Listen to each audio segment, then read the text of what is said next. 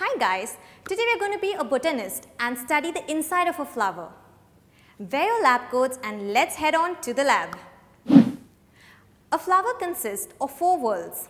The outer whorls are called the sepal and the petals. Let's first remove the petals and sepals. Now we can clearly see the inner whorls of the flower.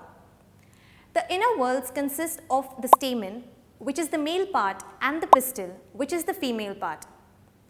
The stamen has two parts, anthers and filaments. The anthers carry the pollen grain, which contains the male gametes.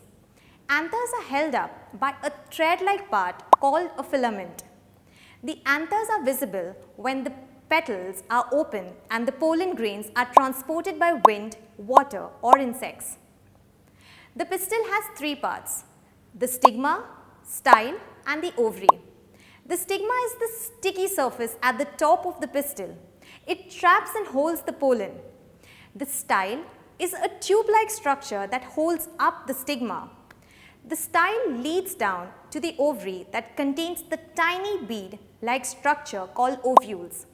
The female gametes are present in these ovules. If we cut open the ovary horizontally, we observe that the ovules are arranged in chambers within the ovary. The stamen and the pistil are responsible for the formation of seeds.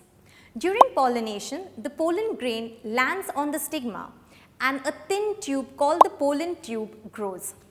This tube penetrates the stigma and extends through the style to reach the ovary. In the ovary, the male gametes are released and they fuse with the female gametes in the ovule. This process is called fertilization. After fertilization, the ovary swells and develops into a fruit and the ovules become seeds.